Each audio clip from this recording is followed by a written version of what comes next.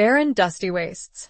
Abigail Abby Hollister had resigned herself to a passionless marriage until Rhett Boone burst into the church, his revolver gleaming under the candlelight. He caught her hand, his grip unrelenting.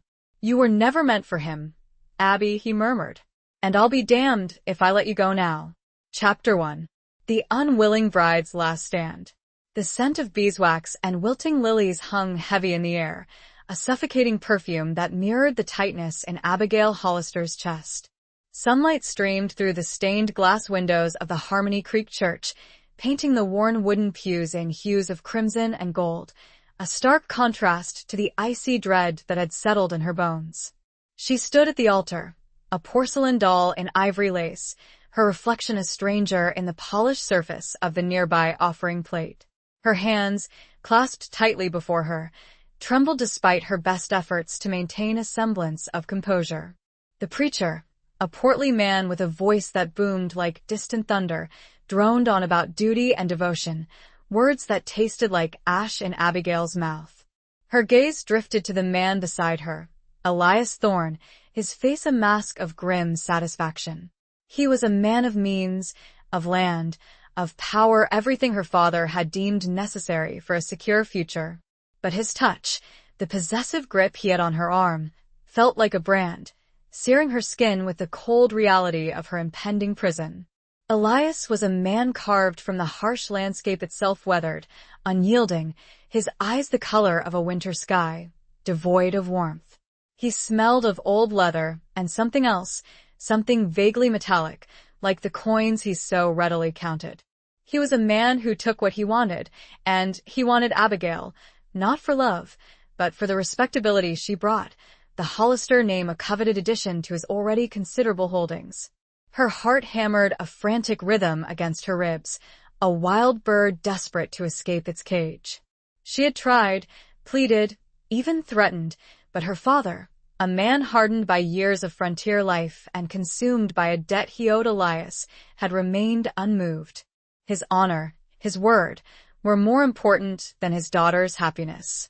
A memory flickered, a ghost of a smile, the warmth of a different hand in hers, a laugh that echoed with genuine joy. Rhett. The thought of him, the forbidden image of his face, brought a sharp pang of longing, a bittersweet ache that was almost unbearable. He had been everything Elias was not: kind, passionate, his eyes full of life and laughter, the color of the summer sky after a rainstorm. But Rhett was a drifter, a man with nothing but a worn saddle and a colt peacemaker to his name, a man her father had deemed unsuitable, unworthy. The preacher cleared his throat, drawing Abigail back to the suffocating present. "Do you, Abigail Hollister, take Elias Thorne to be your lawfully wedded husband, to have and to hold, from this day forward, for better or for worse, for richer or for poorer, in sickness and in health, to love and to cherish, until death do you part?" The words hung in the air, heavy and final. Abigail opened her mouth, but no sound escaped. Her throat was constricted, her voice trapped in the suffocating grip of despair. She looked at Elias, his expression smug, confident. He expected her to obey, to submit, to become another possession in his vast empire. Suddenly, a gasp rippled through the small congregation.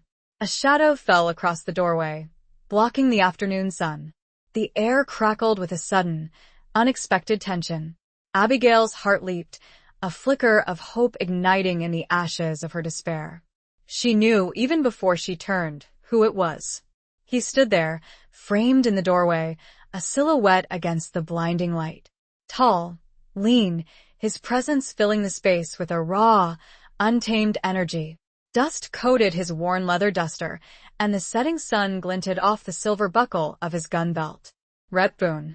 His eyes, those unforgettable eyes, met hers across the crowded church, and a jolt of electricity, a surge of something both terrifying and exhilarating, shot through her. The preacher stammered, his words faltering. Elias stiffened beside her, his hand tightening on her arm like a vice. Murmurs erupted, a wave of whispers washing over the stunned silence. Rhett moved with a predator's grace, his boots echoing on the wooden floor as he strode towards the altar. His gaze never left Abigail's, a silent conversation passing between them, a promise and a threat all wrapped into one. He stopped a few feet away, the air thick with unspoken words, with years of shared history, of stolen moments, of a love that had been deemed forbidden, but never extinguished. He reached into his duster, and a collective gasp swept through the church. The candlelight glinted off the polished steel of his revolver. It wasn't aimed, not yet, but the threat was palpable, the tension in the room so thick it could be cut with a knife. Elias, his face contorted with rage, released Abigail's arm, his hand instinctively moving towards the gun tucked into his waistband. "Boone," he snarled, his voice a low growl. "You have no right." Rhett's lips curved into a slow, dangerous smile, a smile that didn't reach his eyes. "Rights are bought and sold in this territory, Thorne. And I'm here to collect what's mine." His gaze shifted back to Abigail, his expression softening, a flicker of tenderness replacing the hard edge of defiance. He reached out, his hand, calloused and strong, extended towards her. "You were never meant for him, Abby," he murmured, his voice low and husky, a voice that resonated deep within her soul. "And I'll be damned if I let you go now." The church was silent, every eye fixed on Abigail. Her father, his face a mask of fury and shame, remained frozen in his pew. Elias stood poised, his hand hovering over his gun, waiting, anticipating. The preacher looked like he might faint. Abigail stared at Rhett's outstretched hand, at the promise of freedom, of a life lived on her own terms, a life that was terrifying and exhilarating all at once. She looked at Elias, at the future he represented, a future of gilded cages and silent obedience. The choice was hers, and hers alone. A choice between a life of security and a life of passion, a choice between duty and desire, a choice between a loveless marriage and a bandit's audacious claim. The weight of that choice, the weight of her entire future, pressed down on her, heavy and suffocating. But in the depths of her despair, a spark of defiance ignited, fueled by Rhett's unwavering gaze, by the memory of his touch, by the whisper of a love that had refused to die. She would choose. She had to.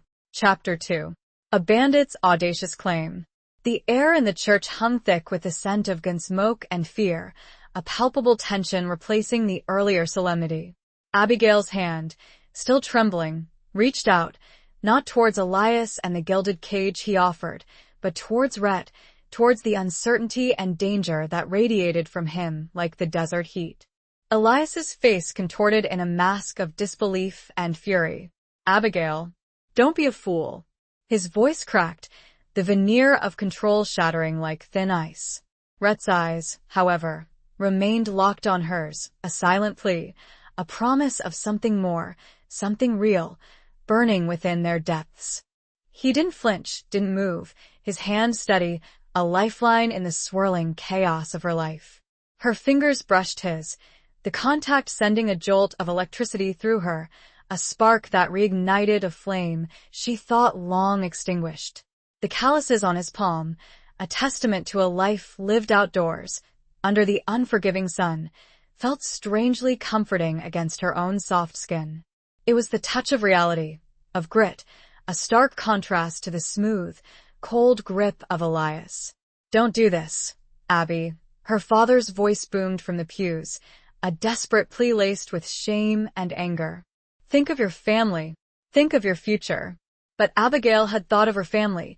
For years she had sacrificed her own happiness for their sake, for the debts her father owed, for the security Elias Thorne promised. But now, looking into Rhett's eyes, she saw a different kind of future, a future that was uncertain, yes, but one that was hers. Her fingers curled around Rhett's, her grip tightening, a silent vow echoing in the sudden hush of the church. It was a small act of defiance, a single moment of rebellion, but it felt like the most significant decision of her life. Rhett's smile was slow, a gradual easing of the tension in his jaw, a flicker of triumph in his eyes. He didn't speak, didn't need to.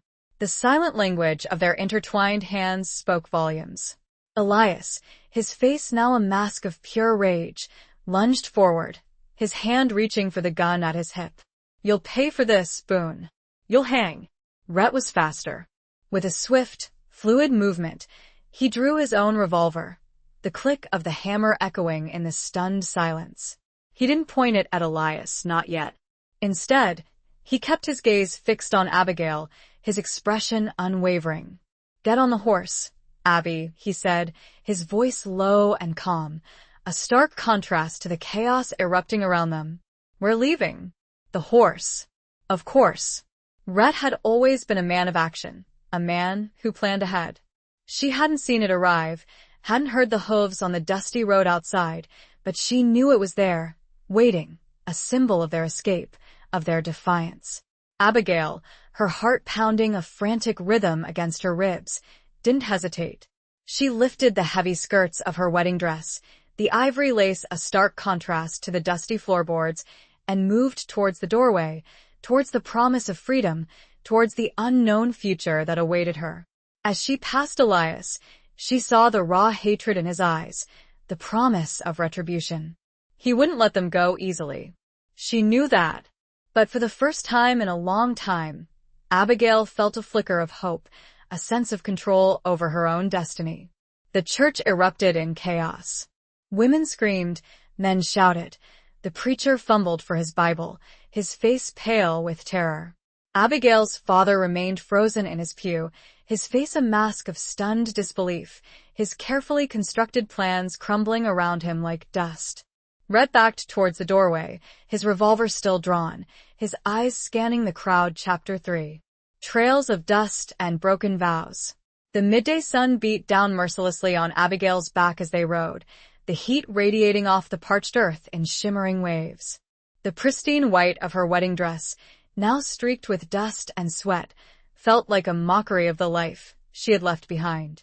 She clung to Rhett, her arms wrapped tightly around his waist, her cheek pressed against the rough fabric of his duster, the scent of leather and gunpowder strangely comforting. He rode with a practiced ease, his body moving in rhythm with the horse, his senses alert to every sound, every shift in the wind. He was a creature of the wild, at home in this unforgiving landscape, and Abigail, for all her years of sheltered existence, felt a strange sense of belonging, a primal connection to this man and this land. They had ridden for hours, leaving Harmony Creek and its stifling expectations far behind. The initial adrenaline rush had faded, replaced by a bone-deep weariness and a growing awareness of the precariousness of their situation. They were outlaws now, fugitives from the law, from Elias Thorne's wrath, and from her father's broken promises. Rhett hadn't spoken much since their escape, his silence a heavy presence beside her. Abigail wondered what he was thinking, what regrets, if any, he harbored. Was he questioning his impulsive act? Did he doubt her commitment to this new, uncertain life? She finally broke the silence, her voice barely a whisper against the wind. "Where are we going, Rhett?" He didn't turn, his gaze fixed on the horizon, on the endless expanse of desert stretching before them. "Somewhere safe," he said, his voice gruff, his tone revealing nothing. "Safe?" Abigail echoed, a hint of skepticism in her voice. "From Elias? From the law?" Rhett chuckled, a low, rumbling sound that vibrated through his chest. "Safe from them all, Abby. For a while at least." "And then what?" She pressed, needing to know, needing to understand the plan, if there even was one. He finally turned, his eyes, the color of a stormy sky, meeting hers. There was a weariness in their depths, a hint of sadness, but also a fierce determination. "Then we live, Abby. We live on our own terms. We build something together." The word together hung in the air, heavy with unspoken promises, with the weight of their shared history, with the uncertain future that stretched before them. It was a terrifying prospect, but also exhilarating. They rode on in silence, the only sound the rhythmic beat of the horses' hooves on the dusty trail, the occasional cry of a hawk circling overhead. The landscape began to change, the flat, open plains giving way to rolling hills and rugged canyons, the terrain mirroring the turmoil in Abigail's heart.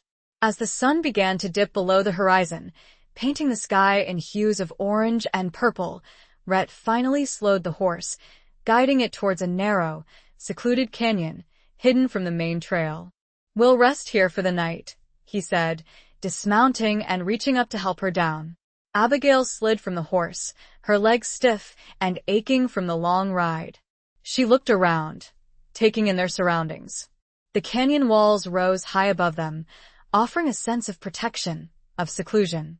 A small stream trickled through the center, providing a source of fresh water, and a cluster of cottonwood trees offered a bit of shade. It was a beautiful, desolate place, a far cry from the manicured gardens and comfortable homes of Harmony Creek. But it was also a place of freedom, a place where she could breathe, where she could be herself, away from the suffocating expectations of her former life. Rhett began to unsaddle the horse, his movements efficient and practiced. Abigail watched him, admiring the strength in his hands, the way he moved with a quiet confidence, a natural grace that was both captivating and reassuring. He built a small fire, the flames flickering in the gathering darkness, casting dancing shadows on the canyon walls. The aroma of burning mesquite filled the air, mingling with the scent of dust and sage, a fragrance that was both wild and familiar. They ate a simple meal of dried meat and hardtack, sharing a canteen of water. The silence between them was comfortable now, a shared understanding that transcended words. They had been through so much, had risked so much, and in that shared risk, a bond had been forged, stronger than any vow spoken in a church. As the stars began to appear, dotting the vast expanse of the night sky, Abigail felt a sense of peace she hadn't known in years. She was tired, yes, and scared, but she was also free. And for the first time in a long time, she felt a glimmer of hope, a belief that maybe, just maybe, she could build a new life, a life of her own choosing, with this man, this bandit, who had stolen her heart and her future in one audacious act. But a nagging worry lingered. How long before Elias found them? Chapter 4. Echoes of a Forgotten Past. The night was cool, the desert air crisp and clean against Abigail's skin. The fire crackled merrily, casting a warm, flickering glow on Rhett's face as he sat across from her, his back against a smooth, weathered rock. He had shed his duster, revealing a worn linen shirt that clung to his broad shoulders, the muscles of his arms clearly defined in the firelight. Abigail wrapped her arms around herself, trying to ward off the chill, but also to contain the nervous energy that fluttered within her. She was alone with Rhett, truly alone, for the first time since their dramatic escape. The reality of their situation, the enormity of the risk they had taken, settled upon her with a weight that was almost crushing. Rhett, as if sensing her unease, looked up, his eyes meeting hers across the flames. There was a question in their depths, a silent inquiry that made her heart ache. "Are you all right, Abby?" he asked, his voice low and gentle, a stark contrast to the harshness of the day. She managed a weak smile, a feeble attempt to mask the turmoil within. "Just thinking," she replied, her voice barely a whisper. "About what?" He pressed, his gaze unwavering. She hesitated, unsure how to articulate the jumble of emotions that churned within her. "About everything," she finally said, her voice trembling slightly. "About us. About what happens now." Rhett nodded slowly, his expression thoughtful. He picked up a small stick and began to poke at the embers of the fire, his movements deliberate, almost meditative. "I know it's a lot to take in," he said, his voice soft, his gaze fixed on the dancing flames. "I know I threw you into the deep end, Abby. But I couldn't stand by and watch you disappear." Abigail's heart clenched at his words, at the raw emotion that resonated in his voice. She knew what he meant, knew the pain he had felt watching her prepare to marry another man. She had felt it too, a suffocating sense of loss, of a future that had been stolen from them. I never wanted to marry him, Rhett," she confessed, her voice thick with unshed tears. "You know that, don't you?" He looked up, his eyes meeting hers, a flicker of pain in their depths. "I know," he said softly. "But knowing and seeing, those are two different things." A silence fell between them, heavy with unspoken words, with the echoes of a past that had been both beautiful and painful. They had been young then, carefree, their love a secret whispered in the moonlight, stolen moments snatched from the watchful eyes of their families. Abigail remembered the first time she had seen him at a town dance, his eyes sparkling with mischief, his smile quick and easy. He had swept her off her feet, literally and figuratively, teaching her to dance, to laugh, to dream of a future that seemed limitless. But their dreams had been shattered by the harsh realities of their world, by her father's debts, by Elias Thorne's wealth and influence, by the societal expectations that had dictated their lives. "Do you ever regret it?" Abigail asked, her voice barely audible above the crackling fire. "Regret what we had, what we lost." Rhett's gaze hardened, a flicker of anger crossing his features. "Never," he said fiercely. "I regret that we were forced apart, that we were denied a chance to be together. But I never regretted loving you, Abby. Never." His words, spoken with such raw honesty, sent a wave of warmth through her, melting the icy fear that had gripped her heart. She reached across the fire, her hand finding his, her fingers intertwining with his. His grip was strong and reassuring, a silent promise of protection, of unwavering support. "I never regretted it either, Rhett," she whispered, her voice choked with emotion. "Even when I thought I had lost you forever, I never stopped loving you." He squeezed her hand, his eyes softening, a flicker of hope igniting in their depths. He leaned closer, his face illuminated by the firelight, his gaze intense, captivating. "We have a second chance, Abby," he said, his voice low and husky. "A chance to build a life together. A life free from the shadows of the past." His words hung in the air, a promise and a challenge. It was a terrifying prospect, building a new life from scratch, in a world that was often cruel and unforgiving. But looking into Rhett's eyes, seeing the unwavering love and determination that burned within them, Abigail knew she was ready to face whatever the future held, as long as she faced it with him. A sudden rustle from the nearby brush, a subtle, but not unheard, noise caught Rhett's ear. His grip tightened. Chapter 5. Beneath a sky of endless stars. Rhett's hand tightened around Abigail's, his body instantly alert, his senses honed by years of living on the edge. The rustling in the brush, barely audible above the crackling fire, was enough to trigger his instincts, honed over years surviving by his wit and his gun. He slowly withdrew his hand from hers, his eyes scanning the darkness beyond the firelight, searching for any sign of movement, any hint of danger. "Stay here," he whispered, his voice low and urgent, his gaze never leaving the shadows. "And stay quiet." Abigail nodded, her heart pounding in her chest, her earlier sense of peace shattered by the sudden shift in Rhett's demeanor. She watched as he rose to his feet, his movements fluid and silent, like a predator stalking its prey. He drew his revolver, the polished steel gleaming in the firelight, the weapon an extension of his will, a tool of survival in this unforgiving land. He moved towards the edge of the firelight, his body a silhouette against the flickering flames, his senses alert to every sound, every scent, every shift in the wind. The night was still, the only sound the crackling of the fire and the distant howl of a coyote, a mournful cry that echoed the tension in Abigail's heart. She held her breath, her eyes fixed on Rhett, her body tense with anticipation. She had seen this side of him before, the dangerous, unpredictable side, the side that had always both terrified and fascinated her. It was a reminder of the world they lived in, a world where danger lurked around every corner, where survival depended on quick reflexes and unwavering resolve. The rustling came again, closer this time, accompanied by a soft snapping of twigs. Rhett froze, his body coiled, his finger tightening on the trigger of his revolver. He waited, his eyes narrowed, his senses focused on the source of the sound. Suddenly, a figure emerged from the shadows, a small, shadowy form that moved with a hesitant, uncertain gait. It wasn't a man or a wolf, or any of the other dangers that Abigail had imagined. It was a deer, a young doe, its eyes wide with fear, its body trembling. Rhett slowly lowered his revolver, his body relaxing, the tension easing from his shoulders.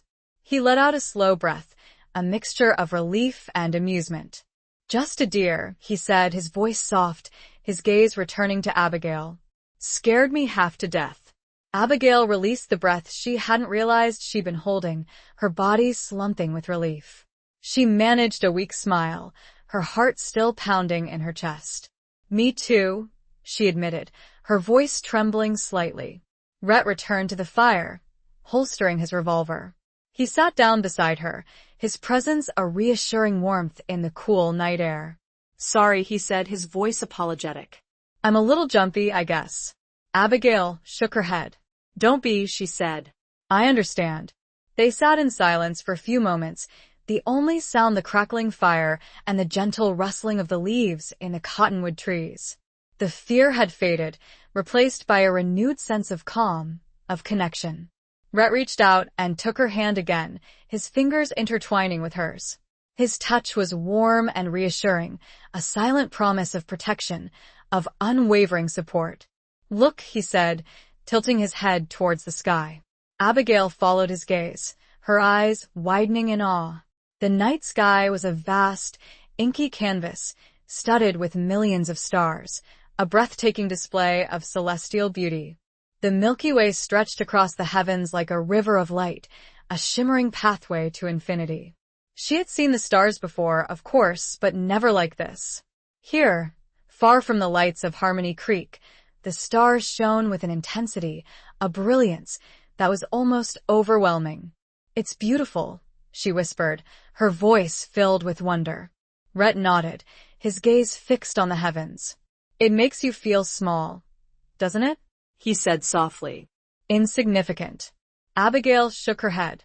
"No," she said. "It makes me feel connected. To something bigger than myself. To something eternal." Rhett smiled, a genuine, heartfelt smile that reached his eyes. He squeezed her hand, his gaze shifting from the stars to her face. "You always did see the world differently, Abby," he said, his voice filled with admiration. "That's one of the things I loved about you." His words, spoken with such tenderness, sent a wave of warmth through her, melting the last vestiges of her fear. She leaned her head against his shoulder, her body relaxing against his, feeling safe and secure in his embrace. They sat there for a long time, beneath the endless expanse of the starry sky, lost in their own thoughts, in their shared dreams, in the unspoken promise of a future together. The night was still, peaceful, the earlier threat forgotten. The vastness above seemed to whisper secrets of resilience, of hope, and of a love that could endure even the harshest of trials. But as they sat, unbeknownst to them, dark shadows were already starting to creep closer, a reminder that their newfound peace was fragile and their journey far from over. Chapter 6. The Bandit's Scarred Heart.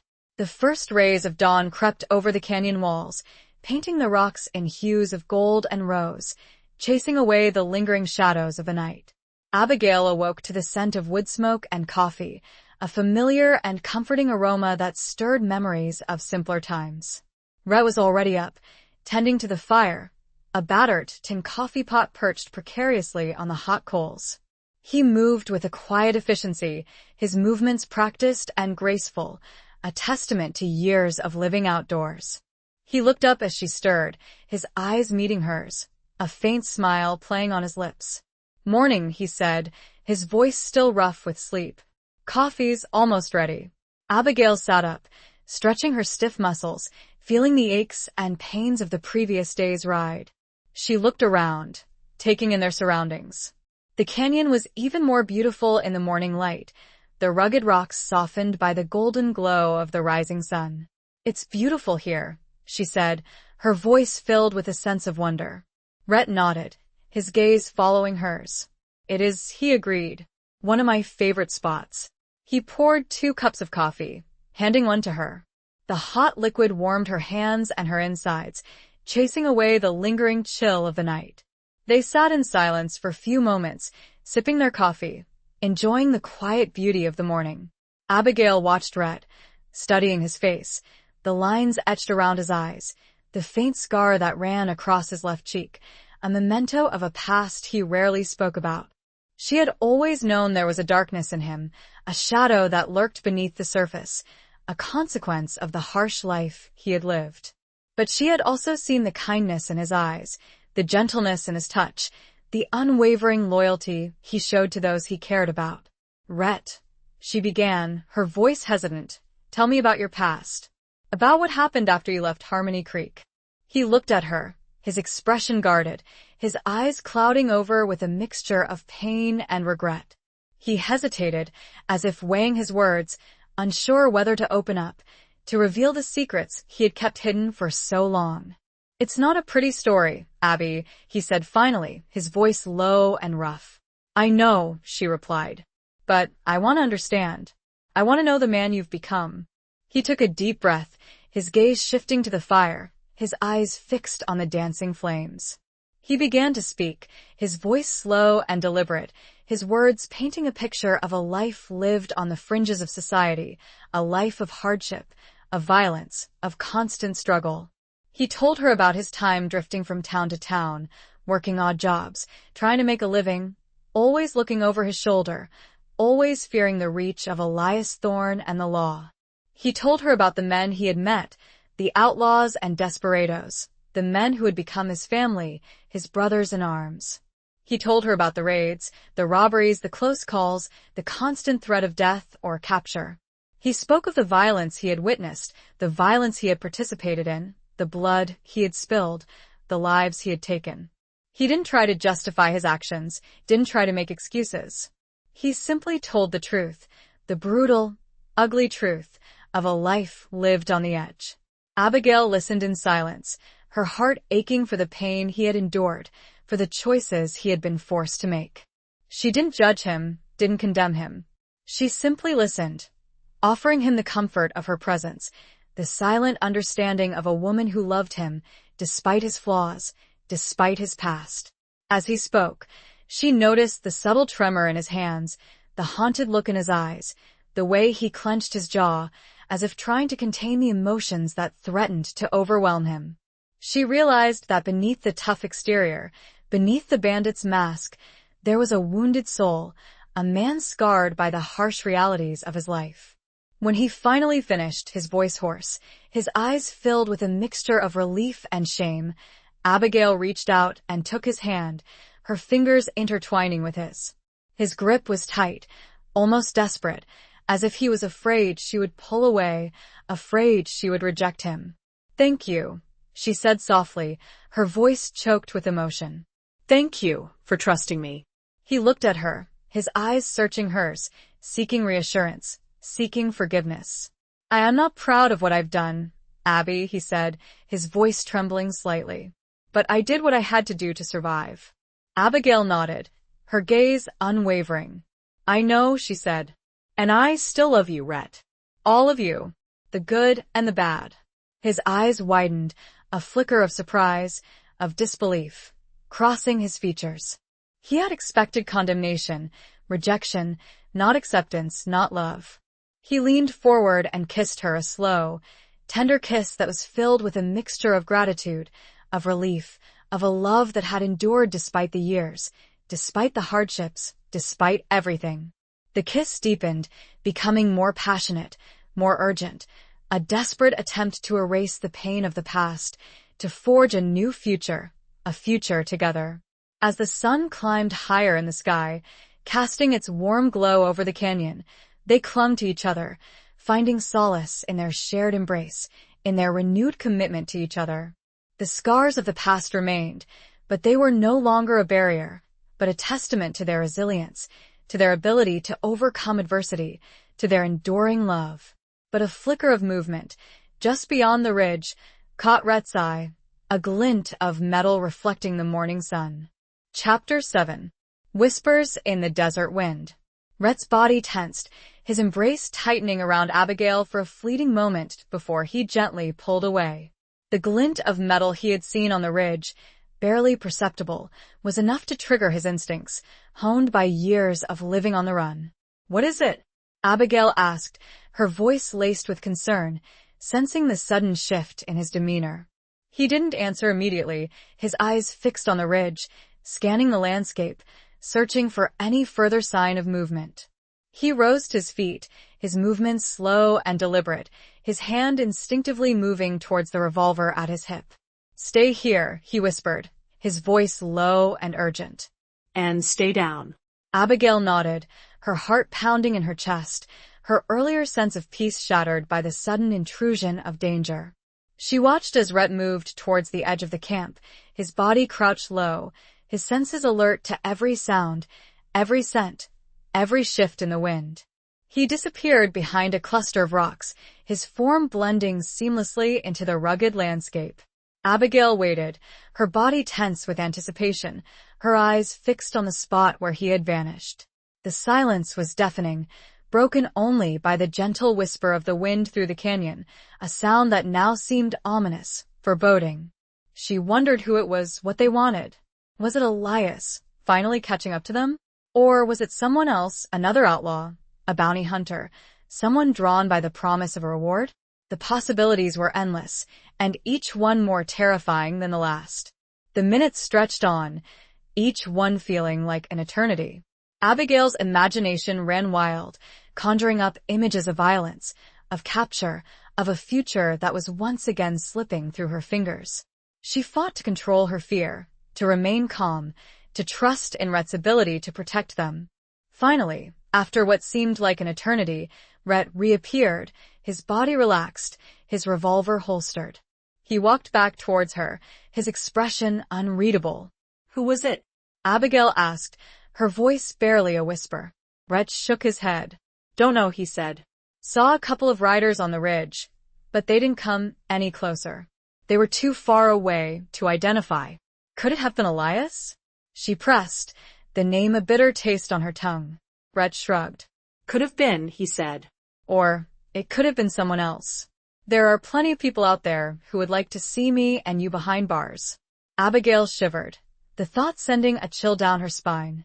She had known their escape would be dangerous, but the reality of their situation, the constant threat of capture, was starting to sink in. "What do we do?" she asked, her voice filled with uncertainty. Rhett looked at her, his eyes filled with a mixture of determination and concern. "We move," he said. "We can't stay here. It's too exposed." He began to pack up their meager belongings, his movements quick and efficient. Abigail helped him, her hands trembling slightly, her mind racing. "Where will we go?" she asked. Rhett didn't answer immediately. He finished packing, then turned to her, his expression serious. "There's a place," he said, his voice low. "An old abandoned mine, hidden in the mountains. It's not much, but it's secluded. We can lay low there for a while, until things cool down." Abigail nodded, her heart filled with a mixture of apprehension and hope. The thought of hiding in an abandoned mine was unsettling, but it was better than the alternative, better than facing Elias and the law. They saddled the horse, Rhett helping Abigail mount. He swung up behind her, his arms encircling her waist, his body a warm, protective presence. They rode out of the canyon, leaving behind the beauty and tranquility of their temporary haven. The landscape became more rugged, more desolate, the trail winding its way through narrow passes and across rocky terrain. The wind whipped around them, carrying with it the whispers of the desert, the secrets of a land that was both beautiful and unforgiving. The whispers seemed to carry a warning, a sense of impending danger, a reminder that their journey was far from over and that the shadows of the past were still pursuing them. The sun beat down, as hot as Elias Thorne's fury, undoubtedly burning across the land. Chapter 8. The Price of Freedom's Embrace. The journey to the abandoned mine was arduous, the trail treacherous and unforgiving. Abigail clung to Rhett, her body aching from the relentless pounding of the horse's hooves, her mind numb with exhaustion and fear. The landscape was a blur of rock and dust, the sun a relentless enemy, beating down on them with merciless intensity. Rhett, however, remained stoic, his eyes constantly scanning the horizon, his senses alert to any sign of pursuit. He was a man forged by the harsh realities of the frontier, his resilience a testament to years of living on the edge. As the sun began to set, casting long, ominous shadows across the mountains, they finally reached their destination. The mine was hidden in a narrow, secluded gorge, its entrance concealed by a thick tangle of brush and overgrown vegetation. It was a desolate, forgotten place, a relic of a bygone era, a testament to the boom and bust cycles of the frontier. Rhett dismounted, helping Abigail down. She stumbled, her legs stiff and unsteady, her body screaming in protest. She looked around, taking in their surroundings. The mine entrance was a gaping black hole in the mountainside, a dark and forbidding portal to the unknown. "This is it?" she asked, her voice barely a whisper, her tone a mix of disbelief and apprehension. Rhett nodded. "It's not much," he admitted, "but it's safe. No one will find us here." He led the horse towards the entrance, pushing aside the overgrown vegetation, revealing a narrow, crumbling tunnel that disappeared into the darkness. Abigail followed him, her heart pounding in her chest, her senses overwhelmed by the musty smell of damp earth and decay. The interior of the mine was even more unsettling than the entrance. The air was thick and heavy, the silence deafening, broken only by the occasional drip of water and the scuttling of unseen creatures. The darkness was almost complete, the only light coming from the narrow opening behind them, a faint glimmer that barely penetrated the gloom. Rhett lit a lantern, the flickering flame casting dancing shadows on the rough-hewn walls, revealing a scene of utter desolation. Abandoned tools lay scattered on the floor, rusted and broken, remnants of a time when men had toiled here, searching for riches, for a better life. Abigail shivered, wrapping her arms around herself, trying to ward off the chill that seeped into her bones. The mine felt like a tomb, a place of forgotten dreams and broken promises. "It's creepy," she said, her voice trembling slightly. Rhett nodded, his expression grim. "It is," he agreed. "But it's better than a jail cell." He began to unpack their meager belongings, setting up a makeshift camp in a relatively dry corner of the mine. Abigail watched him, her heart filled with a mixture of gratitude and despair. She had traded a life of comfort and security for this, for a life of hiding, of constant fear, of uncertainty. Was it worth it? She wondered. Was freedom worth this price? As she looked at Rhett, at the lines of worry etched on his face, at the weariness in his eyes, she knew the answer. It was. It had to be. She had chosen this life, had chosen him, and she would not regret it. They ate a cold, silent meal, the food tasteless in their mouths. The darkness pressed in on them, the silence heavy and oppressive. Abigail longed for the warmth of the sun, for the open sky, for the simple comforts of her former life. But she knew those things were gone, lost forever. As they prepared to sleep, Rhett spread out a blanket on the cold, hard ground, offering it to Abigail. She hesitated, then shook her head. "You take it," she said. "You need it more than I do." He looked at her, his eyes filled with a mixture of gratitude and concern. "We'll share," he said, his voice soft. They lay down together, huddled close for warmth, the rough blanket a meager barrier against the cold. Abigail rested her head on Rhett's shoulder, her body trembling slightly, her mind racing. She thought of Elias, of his fury, of his relentless pursuit. She thought of her father, of his disappointment, of his broken promises. She thought of the life she had left behind, the life she could never return to. But as she lay there, in the darkness of the abandoned mine, with Rhett's arms wrapped around her, she felt a flicker of hope, a sense of resilience. She had survived this far, and she would continue to survive. She had chosen this life, had chosen this man, and she would face whatever the future held, as long as she faced it with him. A faint sound, like the scraping of rock on rock, echoed from the depths of the mine. Rhett stiffened. Chapter 9. Shadows of Betrayal and Deceit. Rhett's body went rigid, every muscle tense, his senses instantly alert. The scraping sound, faint but distinct, was out of place in the otherwise silent mine.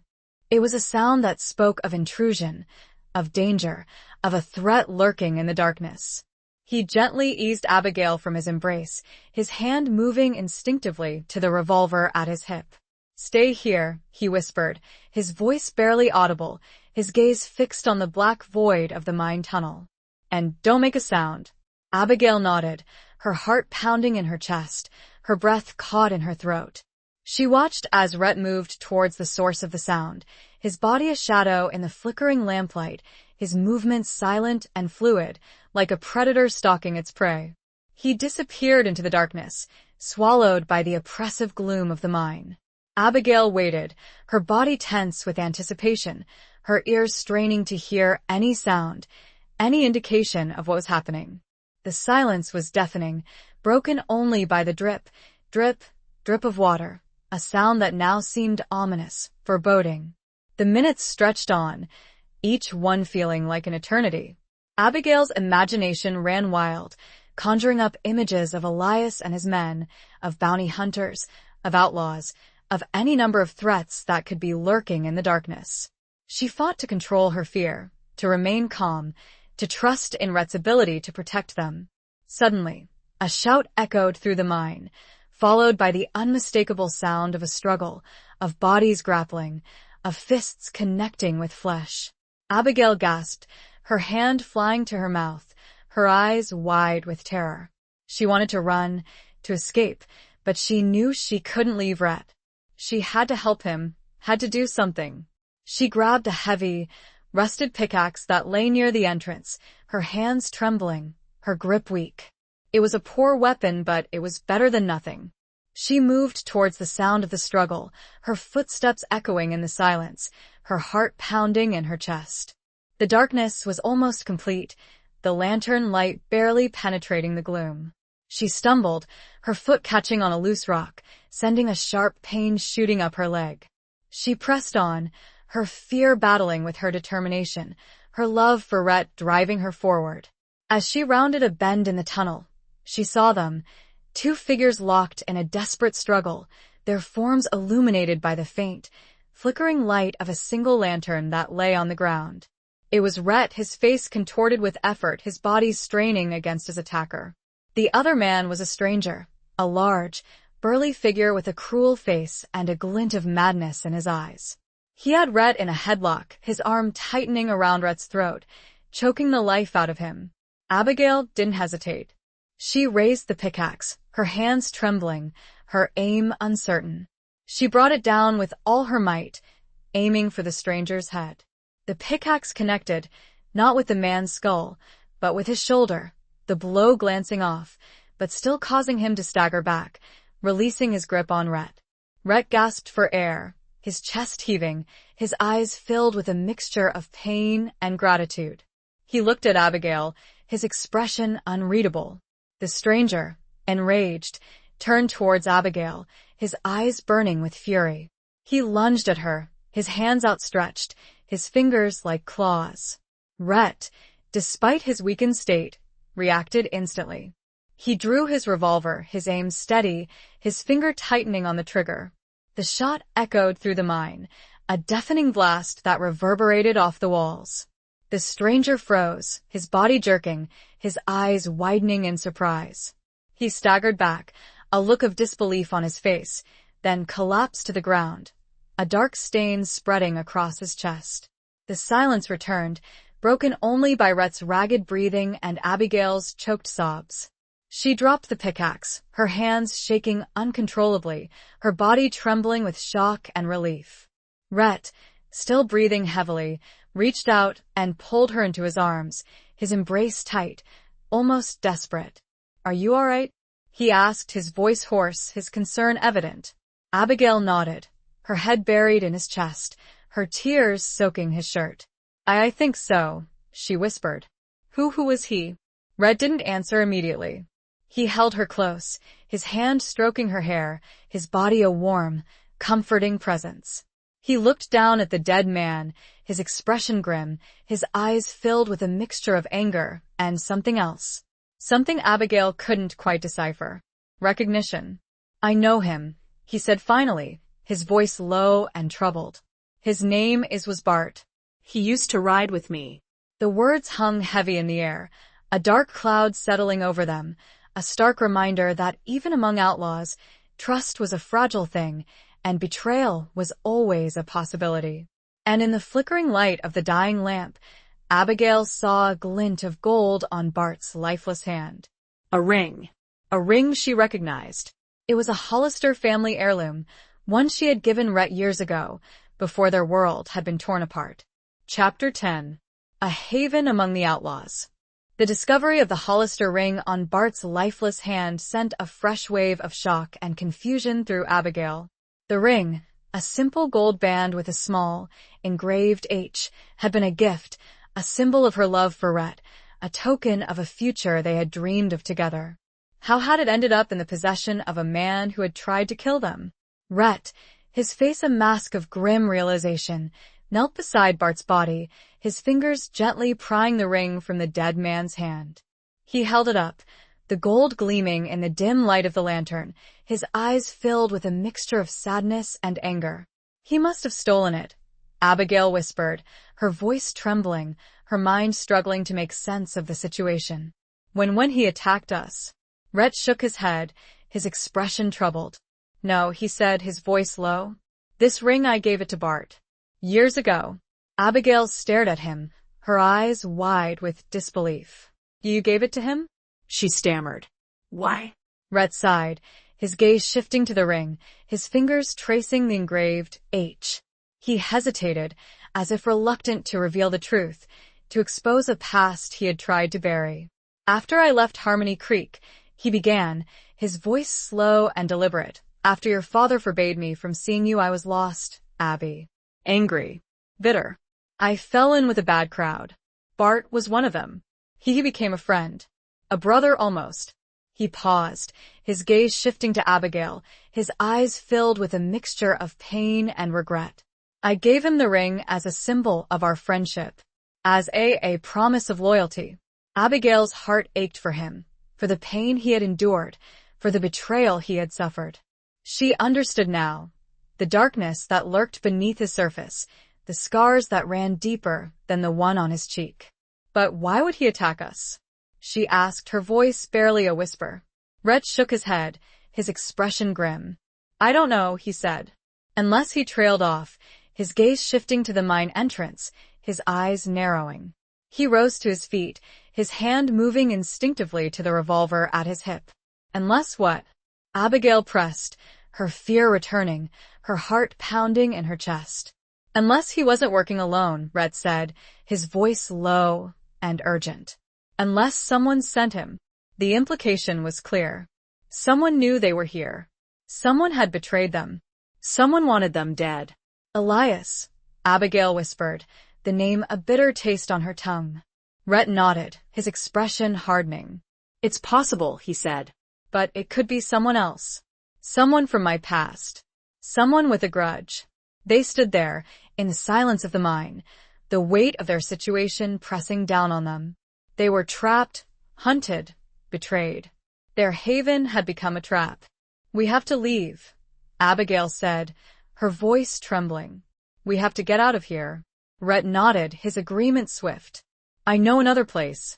A ranch. It's owned by a friend. She won't betray us. It was a day's hard ride, across unforgiving country. It would be risky, exposed, but they had no choice. Every shadow, every sound, was a potential threat. They quickly gathered their few belongings, their movements hurried, their senses alert.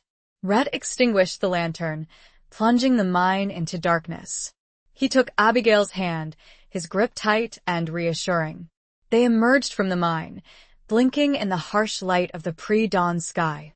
The air was cool and crisp, the silence broken only by the distant cry of a hawk. They mounted their horse, Rhett swinging up behind Abigail, his arms encircling her waist. They rode away from the mine, leaving behind the shadows of betrayal and deceit, heading towards an uncertain future. The journey was fraught with peril, every rustle of leaves, every shadow, a potential threat.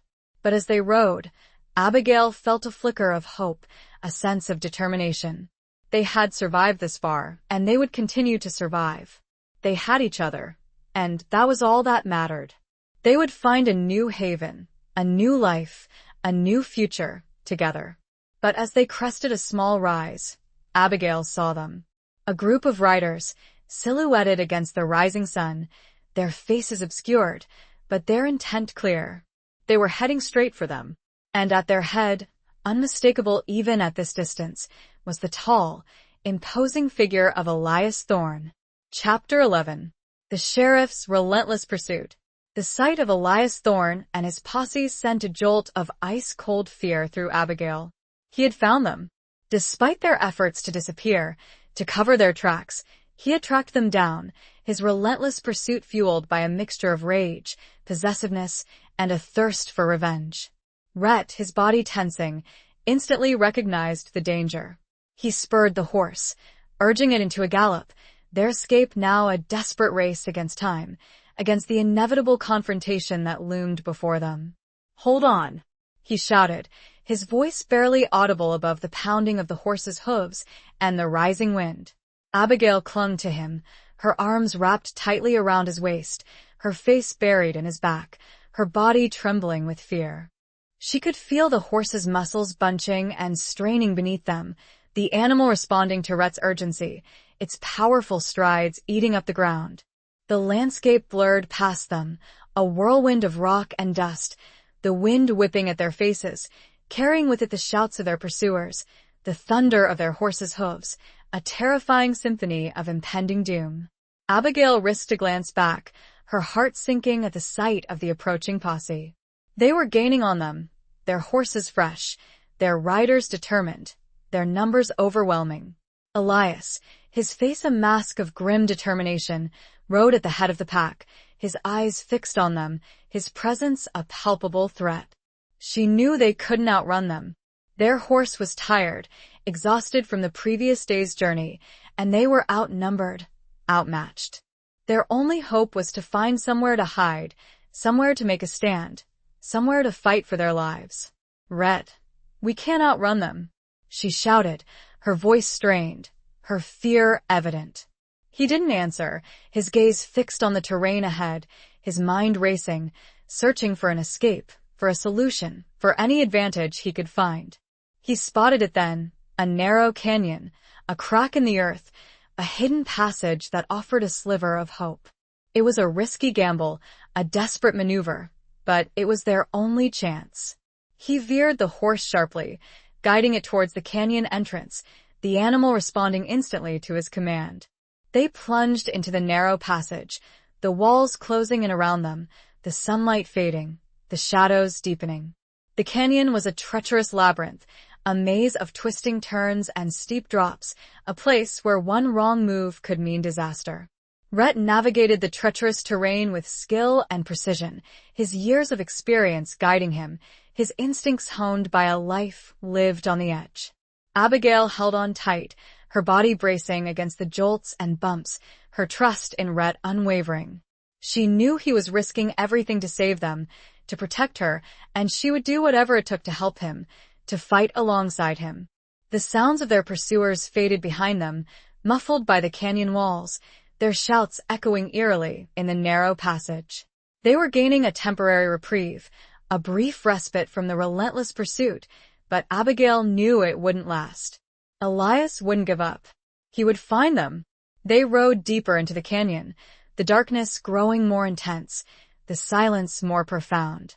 The air was cool and damp, the scent of earth and rock filling their nostrils. Abigail felt a sense of claustrophobia, of being trapped, of being hunted.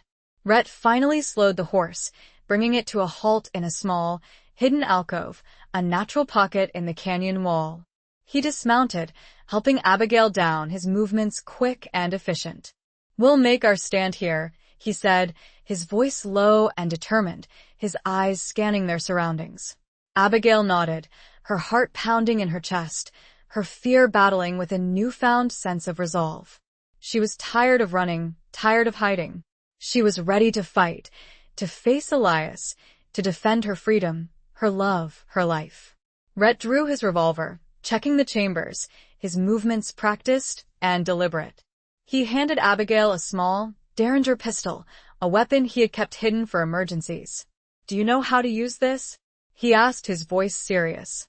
Abigail nodded, her hand trembling slightly as she took the weapon. She had never fired a gun before, but she had seen Rhett do it countless times. She knew the basics, knew how to aim, how to pull the trigger. I'll do what I have to, she said, her voice firm, her determination unwavering. She would not be a passive victim. She would fight for her life, for her love, for her freedom, even against the relentless pursuit of the man who had once been her betrothed, and the badge that gave him the right to hunt them down. The narrow opening of the canyon was their only warning, and they both knew it. Chapter 12. Unveiling Hidden Truths. The silence of the canyon was broken only by the ragged breathing of Abigail and Rhett and the occasional whinny of their exhausted horse. They waited, tense and alert, their senses strained, listening for any sign of their pursuers. The narrow entrance to the alcove was their only vantage point, a sliver of light in the otherwise dark and claustrophobic space. Rhett, his revolver held steady, his eyes fixed on the opening, was a picture of grim determination. Abigail, clutching the derringer, her hand trembling slightly, stood beside him, her body pressed against the cold, hard rock, her fear battling with a newfound sense of resolve. They didn't have to wait long. The sounds of approaching horses, the muffled shouts of men, echoed through the canyon, growing louder with each passing moment. Elias and his posse had found them. "Stay behind me," Rhett whispered, his voice low and urgent, his gaze never leaving the entrance. Abigail nodded, her heart pounding in her chest, her breath caught in her throat. She knew this was it, the moment of truth, the confrontation they had been desperately trying to avoid. The first rider appeared at the canyon entrance, his silhouette a dark and menacing form against the bright sunlight. It was Elias, his face a mask of fury, his eyes burning with a cold, hard light. He held his rifle leveled, his aim steady, his finger tightening on the trigger. "Boone," he shouted, his voice echoing through the canyon. "It's over. Throw down your weapon and come out. Both of you." Rhett didn't answer, his gaze unwavering, his finger tightening on the trigger of his own revolver. He was ready to fight, ready to die, rather than surrender, rather than let Elias take Abigail. "I'm not going to ask you again, Boone," Elias shouted, his voice rising in anger. "Come out now, or we'll come in and get you." Abigail, her fear giving way to a surge of defiance, stepped forward, her voice ringing out clear and strong. "Elias, stop this. This isn't about the law. This is about you, about your pride, about your obsession." Elias's eyes narrowed, his gaze shifting to Abigail, his expression a mixture of anger and something else. Something that looked almost like hurt. "Abigail," he said, his voice surprisingly soft, his tone almost pleading. "Come back to me. I can give you everything you ever wanted. Security, comfort, respectability." Abigail shook her head, her voice firm, her resolve unwavering. "I don't want those things, Elias," she said. "Not from you. Not anymore. I want freedom. I want love." She looked at Rhett, her eyes meeting his, a silent message passing between them, a reaffirmation of their love, of their commitment to each other. Elias saw the look, and his face hardened, his expression turning cold and cruel. "You chose him," he said, his voice filled with bitterness. "You chose a thief, a murderer, over me." Rhett finally spoke, his voice low and dangerous. "I may be a thief, Thorn," he said, "but I'm not a murderer. Not until today."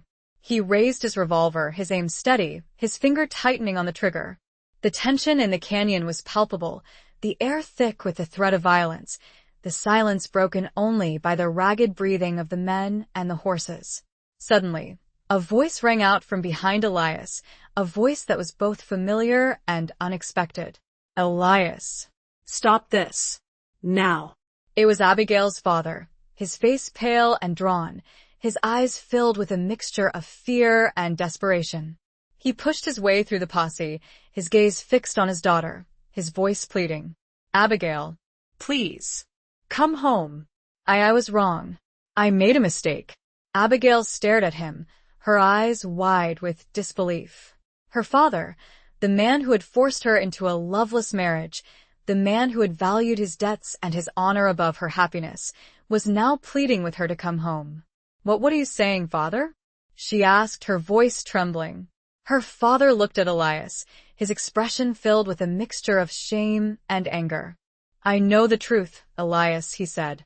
"I know about the mine, about the deal you made with Bart, about everything." Elias's face paled, his eyes widening in shock and fear. He stammered, trying to deny the accusation, but his words were drowned out by her father's voice. "Bart came to me," her father continued, his voice rising in anger. "He told me everything. He said you hired him to kill Rhett, to make it look like an accident, so you could have Abigail and the Hollister land." A collective gasp went through the posse, the men shifting uneasily, their eyes darting between Elias and Abigail's father. The truth was out, a secret that had been hidden for years, a betrayal that had shattered lives and broken hearts. It turned out, Elias, desperate for control of adjacent land for a railway spur, had orchestrated everything.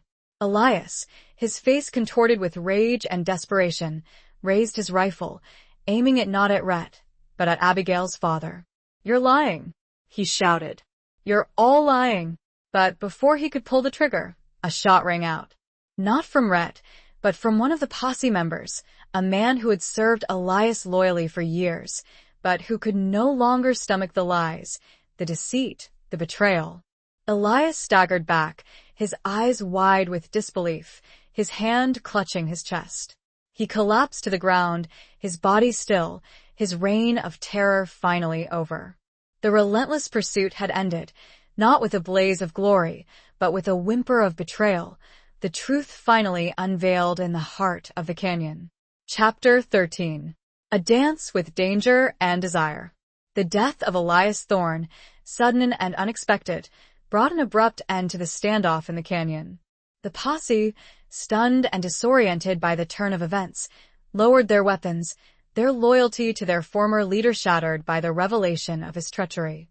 Abigail's father, his face pale and shaken, rushed to his daughter's side, his arms embracing her tightly, his voice filled with a mixture of relief and remorse. "Abigail, I'm so sorry," he said, his voice choked with emotion. "I was a fool. I let my pride, my debts, blind me to what was truly important. Your happiness." Abigail, her own emotions a turmoil of relief, grief, and disbelief, returned his embrace, her tears flowing freely. She had longed for her father's acceptance, for his love, and now, in this strange and unexpected way, she had finally received it. Rhett, his revolver still in his hand, watched the scene unfold, his expression unreadable. He had faced death, had been betrayed, had witnessed the downfall of his enemy, and yet he felt a strange sense of emptiness, of unease. He lowered his weapon, holstering it slowly, his gaze shifting to Abigail.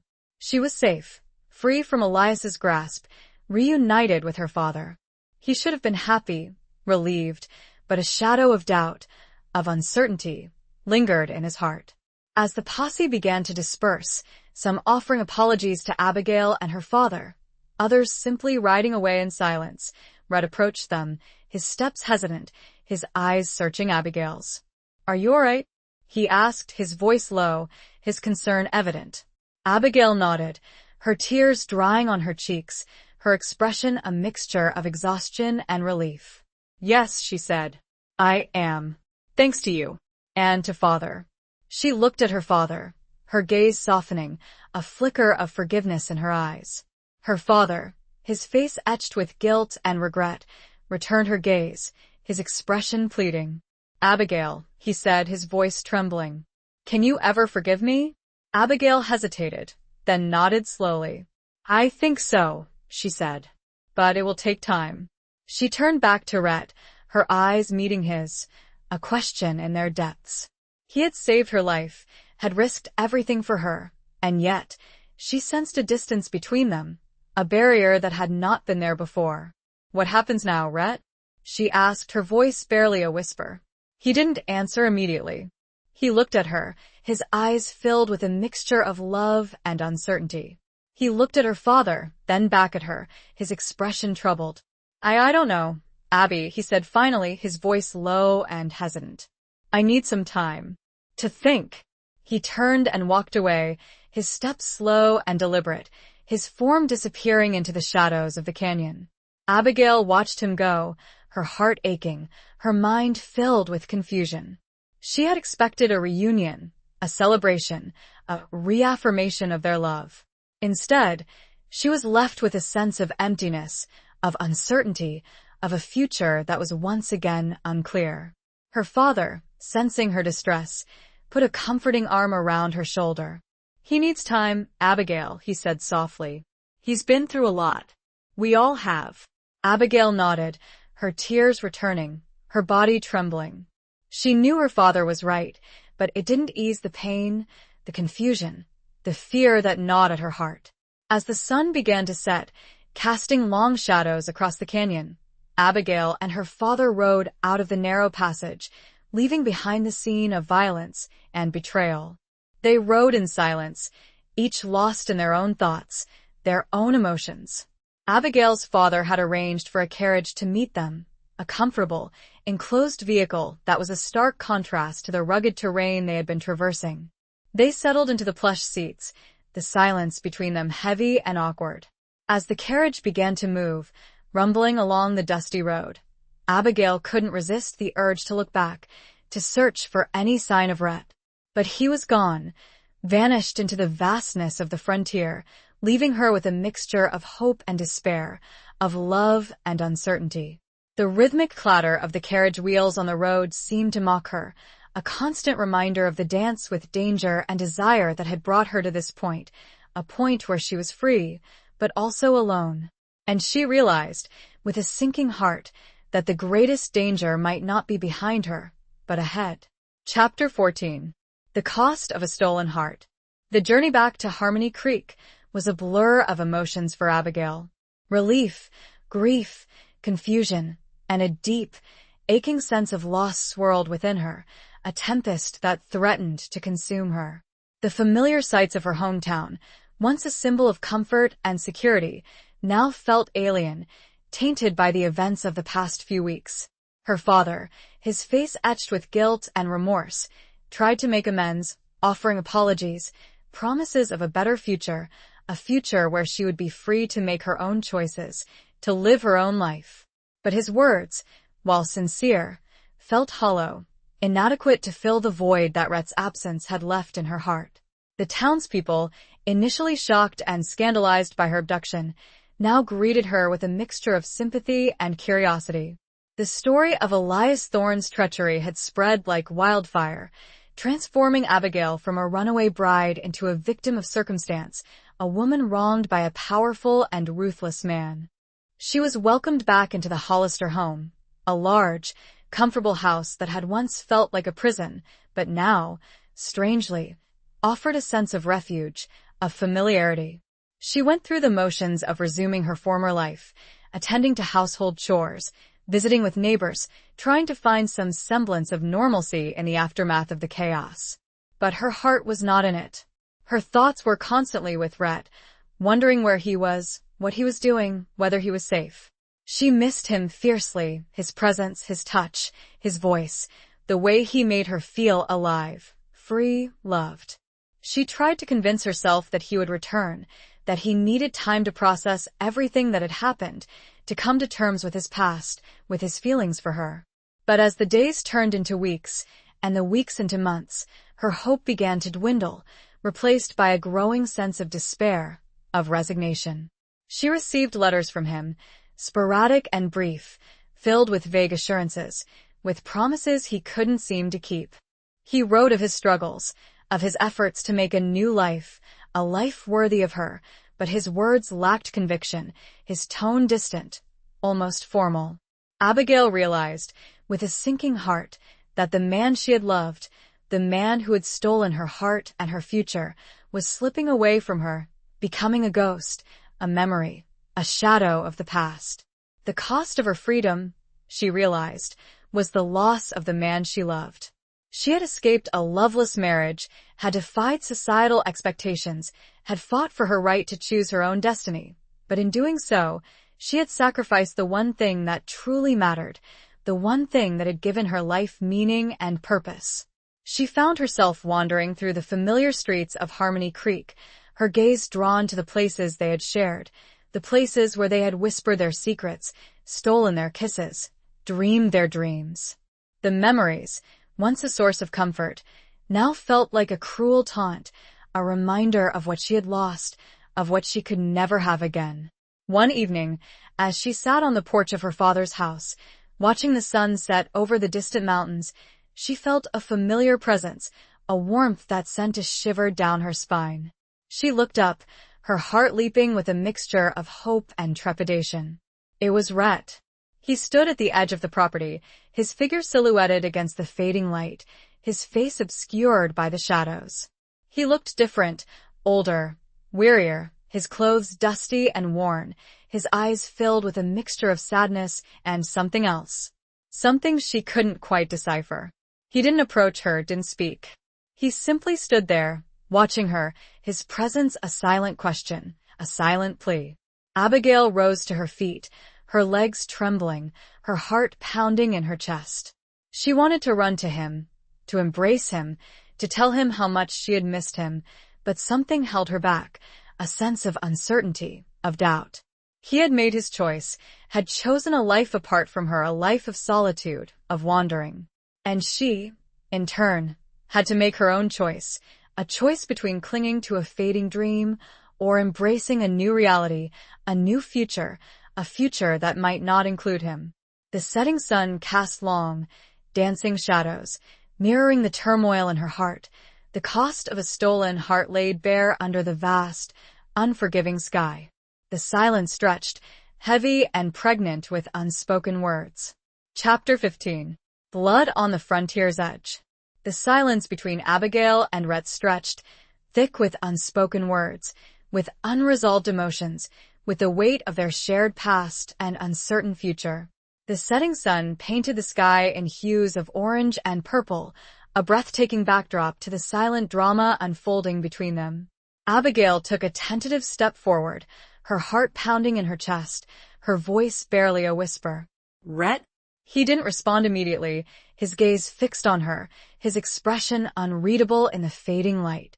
He took a deep breath, his shoulders rising and falling, as if steeling himself for what he was about to say. Abby, he said finally, his voice low and rough, his tone hesitant. I needed to see you. Abigail's heart leaped with a mixture of hope and trepidation. She had longed to see him, to hear his voice, but his presence, his demeanor, filled her with a sense of unease, of foreboding. Why, Rhett? She asked, her voice trembling slightly. Why are you here? He took another step forward, closing the distance between them, his eyes searching hers, seeking answers, seeking forgiveness, seeking something she couldn't quite decipher. I made a mistake, Abby, he said, his voice filled with regret. I ran away. From you. From us. I thought I was protecting you, giving you a chance at a normal life. But I was wrong. Abigail's heart ached for him, for the pain he had endured, for the choices he had made. She understood his reasons, his fears, his doubts, but it didn't ease the pain of his absence, the emptiness his departure had left in her life. It's not too late, Rhett, she said, her voice filled with a tentative hope. We can still be together. He shook his head, his expression grim, his eyes clouding over with a mixture of sadness and something else. Something that looked almost like fear. It's not that simple, Abby, he said, his voice low and troubled. There's something you need to know. He hesitated, as if struggling to find the right words, to reveal a truth that he had kept hidden for too long. I'm being hunted, Abby, he said finally, his voice barely a whisper. Not by the law. Not anymore. But by someone else. Abigail's blood ran cold. She had feared this, had sensed a darkness surrounding him, a threat that loomed over them both. Who, Rhett? She asked, her voice trembling. Who is hunting you? He looked at her, his eyes filled with a mixture of fear and resignation. Bart's brothers, he said. They know about the ring. About Elias. They think I killed him. They want revenge. Abigail gasped, her hand flying to her mouth, her eyes wide with horror. She had thought the danger was over, that with Elias's death, they were finally free. But she had been wrong. The past, like a relentless shadow, had caught up to them, threatening to destroy their fragile hope for a future together. Suddenly, a shot rang out, shattering the silence, the bullet whizzing past Rhett's head, embedding itself in the wooden post of the porch. Abigail screamed, her body instinctively ducking for cover. Rhett, his reflexes honed by years of living on the edge, reacted instantly. He pushed Abigail to the ground, shielding her with his body, his revolver drawn, his eyes scanning the surrounding area, searching for the source of the attack. More shots rang out, a volley of gunfire, bullets splintering the wood of the house, shattering windows, kicking up dust and debris. Abigail and Rhett were pinned down, trapped, exposed, their lives hanging in the balance. Stay down, Rhett shouted, his voice urgent, his gaze fixed on the attackers, who were now emerging from the shadows, their figures silhouetted against the fading light.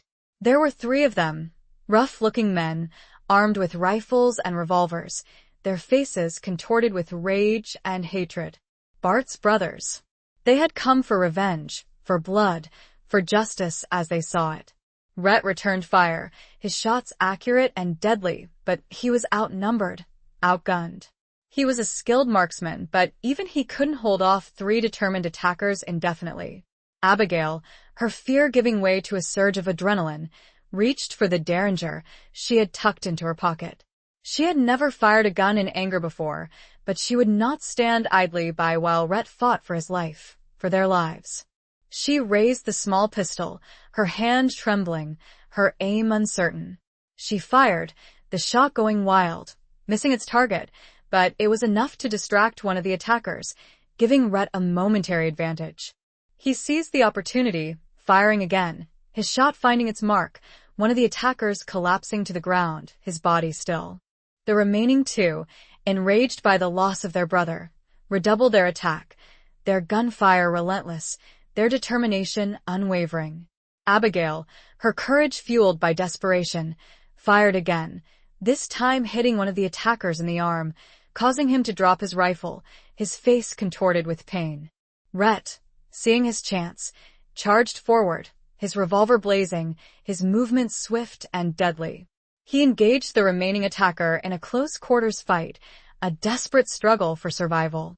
The sound of gunfire, of shouts, of struggling bodies, filled the air, a chaotic symphony of violence and death. Abigail, her heart pounding in her chest, her body trembling with fear and adrenaline, watched the scene unfold, her mind racing, her emotions a turmoil of terror and a strange, unexpected sense of exhilaration. She had never imagined herself capable of such violence, of such courage, but in this moment, fighting for the man she loved, for her own life, she found a strength, a resilience she never knew she possessed. The blood on the frontier's edge was not just Rhett's, but hers as well. And as the final shot rang out, she knew their lives were forever changed. Chapter 16. Reckoning under a blazing Sunday. The final shot echoed through the twilight, the sound reverberating off the nearby hills, a stark punctuation mark to the brutal, chaotic gunfight. Rhett stood over the last of Bart's brothers, his revolver smoking, his chest heaving, his face a mask of grim determination. The silence that followed was deafening, broken only by Abigail's ragged breathing and the distant cries of startled birds. She slowly rose to her feet, her body trembling, her legs weak, her mind struggling to process the violence she had witnessed, the violence she had participated in. She looked at Rhett, his figure silhouetted against the fading light, his clothes torn and bloodied, his eyes filled with a mixture of exhaustion, relief, and a profound sadness. He had survived, they had survived, but the cost had been heavy. The scars of this battle, both physical and emotional, would remain with them forever. Rhett lowered his revolver, holstering it slowly, his gaze shifting to Abigail. He walked towards her, his steps hesitant, his eyes searching hers, seeking reassurance, seeking forgiveness, seeking connection. "Are you all right?" he asked, his voice hoarse, his concern evident. Abigail nodded, her voice barely a whisper. "Yes," she said. "I think so. Are you?" He nodded, his gaze shifting to the bodies that lay scattered around them, the grim reminders of the violence that had erupted, the lives that had been lost. "I've been worse," he said, his voice low and troubled. He looked back at Abigail, his eyes filled with a mixture of gratitude and something else. Something that looked almost like awe. "You saved my life, Abby," he said, his voice filled with emotion. You were amazing." Abigail shook her head, her tears returning, her body trembling. I couldn't let them hurt you," she said, her voice choked with emotion. "I couldn't lose you." Rhett reached out and took her hand, his grip tight and reassuring. He pulled her close, his arms encircling her, his embrace a haven of comfort and security in the aftermath of the chaos. They stood there for a long moment, clinging to each other, finding solace in their shared embrace, in their renewed commitment to each other. The danger had passed for now, but the threat remained, the shadow of Bart's brothers, of their vengeance, still looming over them. As the first stars began to appear in the darkening sky, a new sound broke the silence, the sound of approaching horses, of voices, of law enforcement. The gunfight had attracted attention, and now the sheriff, along with a posse of townspeople, had arrived to investigate. Rhett and Abigail exchanged a look, a silent understanding passing between them. They knew they couldn't stay here, couldn't explain the situation, couldn't risk being arrested, being separated. "We have to go," Rhett said, his voice urgent. "Now." Abigail nodded, her heart pounding in her chest, her fear returning. They were fugitives once again, on the run, their future uncertain, their lives hanging in the balance. They gathered their few belongings, their movements hurried, their senses alert. Rhett helped Abigail mount a horse he had managed to retrieve during the chaos, one of the attackers' animals. He swung up behind her, his arms encircling her waist, his body a warm, protective presence. They rode away from the Hollister home, leaving behind the scene of violence and death, heading towards an unknown destination, towards a future that was both terrifying and exhilarating. As they rode, under the blazing light of the moon, Abigail looked back at her home, at the town she had once called her own, at the life she had left behind. She felt a pang of regret, of loss, but it was quickly replaced by a sense of determination, of resolve. She had chosen this life, had chosen this man, and she would not regret it. She would face whatever the future held, as long as she faced it with him. They would find a new home, a new life, a new beginning, together. Their reckoning under the blazing sun and moon had forged a bond between them that was stronger than any law, any threat, any obstacle. But as they rode, a lone figure watched them from the shadows, a figure filled with a mixture of grief and rage, a figure who vowed to avenge the deaths of his brothers, a figure who would not rest until Rhett Boone was brought to justice, or to his grave. The youngest of Bart's brothers had escaped. Chapter 17. The Ghosts of Promises Unkept. The days that followed were a blur of relentless travel, of hiding in remote canyons and sleeping under the stars, of constantly looking over their shoulders, fearing pursuit, fearing discovery.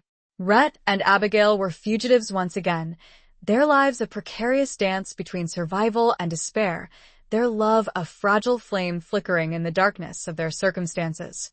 Rhett, driven by a mixture of guilt and determination, pushed them onward, seeking a safe haven, a place where they could rebuild their lives, a place where they could finally be free from the shadows of the past. He was haunted by the ghosts of promises unkept, by the violence he had wrought, by the danger he had brought upon Abigail. Abigail, her body weary, her spirit tested, clung to Rhett, her love for him unwavering, her trust in him her only anchor in the storm of their lives. She had witnessed his darkness, his capacity for violence, but she had also seen his vulnerability, his remorse, his unwavering commitment to protecting her. They communicated in hushed tones, sharing meager meals, finding solace in each other's presence, their bond strengthened by the shared adversity, by the constant threat that loomed over them. They spoke of their dreams, of their hopes for a future together, a future that seemed increasingly distant, increasingly uncertain. One evening, as they sat huddled around a small campfire, the flames casting dancing shadows on their faces, Abigail broke the silence, her voice filled with a mixture of sadness and longing. "Rhett," she said, her gaze fixed on the flickering flames. "Do you ever regret it? Regret us? Regret everything?" He looked at her, his eyes filled with a profound weariness, his expression a mixture of pain and resignation. He took a deep breath, his shoulders rising and falling, as if struggling to find the right words. "Sometimes," he admitted, his voice barely a whisper. "Sometimes, I wish I could have given you a different life. A normal life. A life without fear. Without violence." Abigail reached out and took his hand, her fingers intertwining with his, her grip tight and reassuring. "I don't regret it, Rhett," she said, her voice firm, her gaze unwavering. "I chose this life. I chose you, and I would do it again. In a heartbeat." He squeezed her hand, his eyes softening, a flicker of gratitude, of love, shining through the darkness that surrounded them. "But it's not over, Abby," he said, his voice low and troubled. "Bart's youngest brother, he's still out there. He's hunting us. He won't stop until he gets his revenge." Abigail shivered, the thought sending a chill down her spine. She had hoped, desperately, that the danger was behind them, that they could finally find peace, but she knew, deep down, that Rhett was right. The past, like a relentless predator, was still stalking them, waiting for the opportune moment to strike. "What do we do, Rhett?" she asked, her voice filled with a mixture of fear and resignation.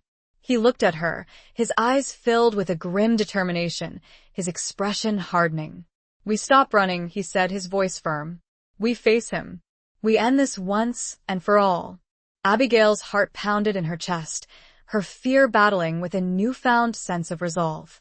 She knew he was right. They couldn't keep running forever. They had to confront their past, had to face their demons, had to fight for their future. "Where?" she asked, her voice barely a whisper. Rhett's gaze shifted to the horizon, to the vast, unforgiving landscape that stretched before them. "There's a place," he said, his voice low and distant. "A place where it all began. A place where we can make our final stand." He was referring to Harmony Creek, the town they had both fled, the town that held both painful memories and the faint glimmer of a future they had once dreamed of. It was a dangerous gamble, a desperate maneuver, but it was their only chance. They would return to the place where their lives had been shattered, to confront the ghosts of promises unkept, to fight for their love, for their freedom, for their very survival. The decision was made. The die was cast. Their journey back to Harmony Creek, a journey fraught with peril and uncertainty, would be their ultimate test, their final confrontation with the past. The air crackled with anticipation. Chapter 18. Forged in Fire and Redemption. The return to Harmony Creek was a journey fraught with tension and apprehension. Every shadow seemed to conceal a threat. Every sound seemed to herald the approach of their pursuer. Rhett and Abigail rode in silence, their senses alert, their minds racing, their hearts heavy with the weight of their past and the uncertainty of their future. As they neared the town, the familiar landmarks brought a flood of memories, both bitter and sweet. The church where their lives had been irrevocably altered, the Hollister home, now a symbol of both refuge and regret, the dusty streets where they had once walked hand in hand, dreaming of a future that had been stolen from them. They avoided the main thoroughfares, circling around the outskirts of town, seeking a secluded spot where they could plan their next move, where they could prepare for the inevitable confrontation with Bart's youngest brother. Rhett chose a small, abandoned cabin on the edge of town, a place he had used before, a place that offered a degree of concealment and a strategic advantage. The cabin was dilapidated, dusty, and filled with cobwebs, but it was safe for now. They settled in, their movements cautious, their senses alert. Rhett checked the perimeter, securing the doors and windows, making sure they were not being watched, not being followed. Abigail, her hands trembling slightly, prepared a meager meal, her mind racing, her heart pounding in her chest. As they ate, in silence, the tension between them was palpable. They were both aware of the danger that loomed, of the finality of their decision to return, of the possibility that this could be their last meal together. "Are you scared?" Abigail asked finally, her voice barely a whisper, her gaze fixed on Rhett's face. He looked at her, his eyes filled with a mixture of weariness and determination. He didn't try to deny his fear, didn't try to pretend that everything was all right. "Yes," he admitted, his voice low and honest. "But I'm more scared of losing you, of failing you." Abigail reached out and took his hand, her fingers intertwining with his, her grip tight and reassuring. "You won't fail me, Rhett," she said, her voice firm, her gaze unwavering. "We'll face this together. We always have." He squeezed her hand, his eyes softening, a flicker of gratitude, of love, shining through the darkness that surrounded them. They spent the rest of the evening preparing, planning, strategizing. Rhett cleaned and oiled his weapons, his movements practiced and deliberate. Abigail, her hands trembling slightly, loaded the derringer, her determination fueled by a mixture of fear and a fierce, unwavering love for Rhett. They spoke of their past, of their mistakes, of their regrets, but also of their hopes, of their dreams, of the future they still longed for, a future that seemed increasingly fragile, increasingly uncertain. As the night deepened, they lay down together, huddled close for warmth, their bodies touching, their hearts beating in unison. They didn't sleep, not really. They simply waited, tense and alert, listening for any sound, any indication of their pursuer's approach. They were forged in the fire of adversity, their love tempered by hardship, their bond strengthened by the shared danger, by the constant threat that loomed over them. They had faced death before, had stared into the abyss, and had emerged, scarred but unbroken.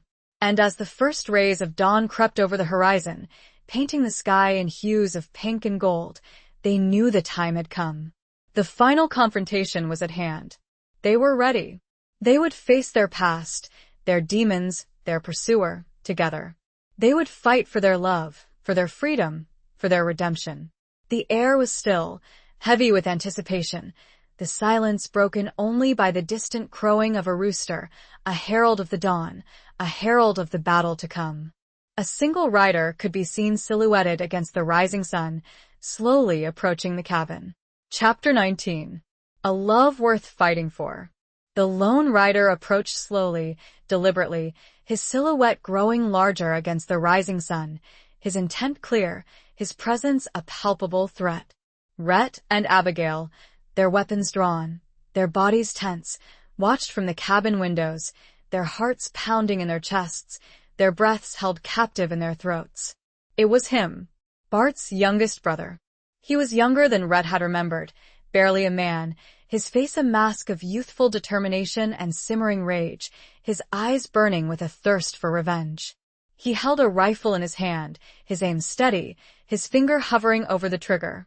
"Rhett Boone," he shouted, his voice echoing through the stillness of the morning, his tone a mixture of challenge and accusation. "Come out. Face me. It's time to pay for what you did." Rhett exchanged a look with Abigail, a silent communication passing between them, a reaffirmation of their love, of their commitment to each other, of their readiness to face whatever came next. "Stay here," Rhett whispered, his voice low and urgent, his gaze never leaving the approaching rider. "Stay safe." Abigail shook her head, her voice firm, her resolve unwavering. "No," she said. "I'm not leaving you. We face this together." Rhett hesitated, his eyes searching hers, seeing the determination, the courage, the love that burned within them. He knew he couldn't dissuade her, wouldn't want to. They were in this together until the end. He nodded, his expression grim, his hand tightening around the grip of his revolver. "All right," he said. "Let's go." They stepped out of the cabin, their figures silhouetted against the morning light, their weapons held ready, their bodies tense with anticipation. The air crackled with tension, the silence broken only by the chirping of birds and the distant rumble of a wagon, the sounds of a town slowly awakening to a new day, a day that would be stained with violence. "You killed my brothers," the young man said, his voice trembling slightly, his eyes filled with a mixture of grief and fury. "You left them to die, like dogs." Rhett didn't deny it, didn't try to justify his actions. He simply stood there, his gaze unwavering, his expression unreadable. "They chose their path," Rhett said, his voice calm, his tone devoid of emotion. "They came for me. They came for us.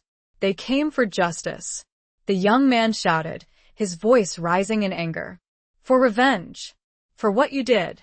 "They came for blood," Rhett countered, his voice hardening. "And they found it." The young man raised his rifle, his aim steady, his finger tightening on the trigger. "It's your turn now, Boone," he said, his voice cold and hard. "It's time for you to pay." Abigail stepped forward, her voice ringing out clear and strong. "No," she shouted. "This ends here. No more killing.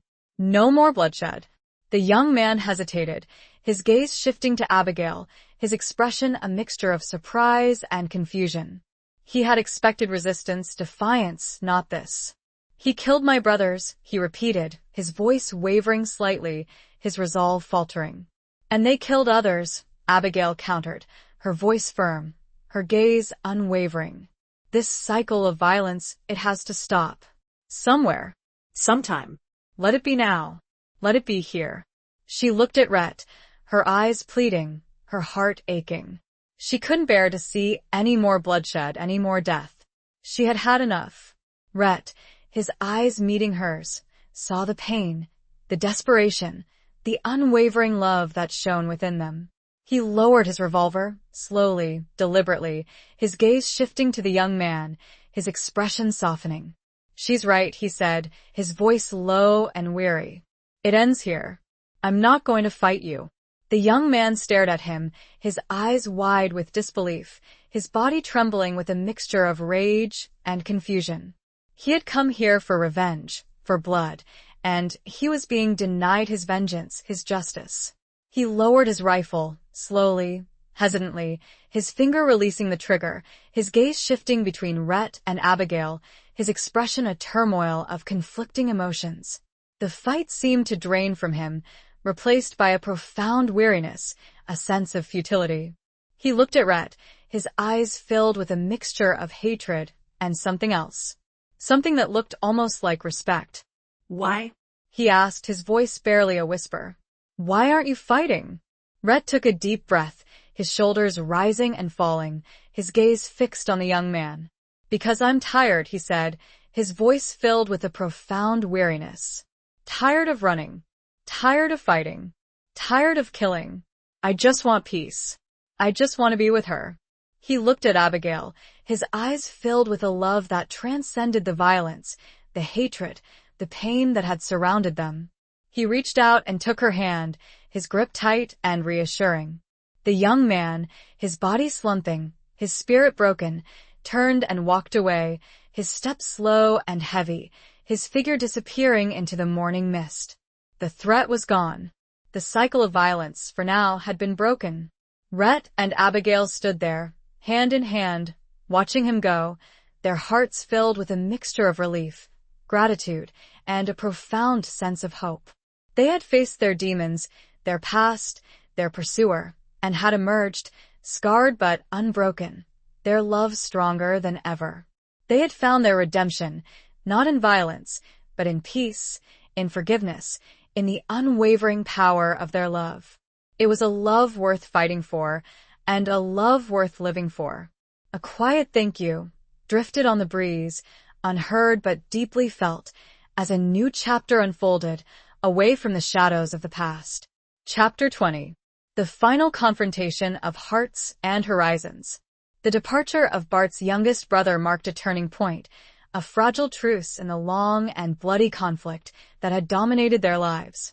Rhett and Abigail, still hand in hand, stood in the quiet aftermath, the morning sun warming their faces, the gentle breeze whispering through the trees, a sense of peace, tentative but real, settling over them. But the peace was not complete. The ghosts of the past, the memories of violence and loss, still lingered, casting a shadow over their newfound tranquility. They knew they couldn't stay in Harmony Creek, couldn't return to their former lives, couldn't escape the consequences of their choices. They returned to the cabin, their movements slow and deliberate, their minds still reeling from the events of the morning. They gathered their few belongings, their hearts heavy with a mixture of relief and uncertainty. "Where do we go, Rhett?"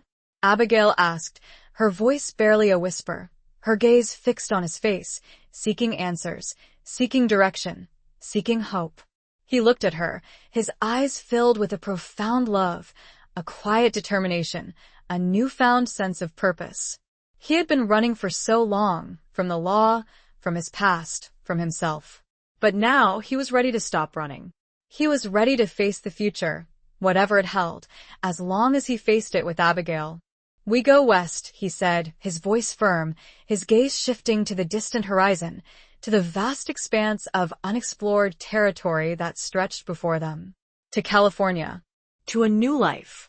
A new beginning. Abigail's heart leaped with a mixture of excitement and trepidation. California. It was a land of promise, of opportunity, of a fresh start. It was a place where they could escape the shadows of their past, where they could build a new life, a new future, together. But it was also a long and dangerous journey, a journey fraught with peril, with uncertainty, with the constant threat of the unknown. She looked at Rhett, her eyes searching his, seeking reassurance, seeking confidence. "Are you sure, Rhett?" she asked, her voice trembling slightly. It's a long way. And dangerous."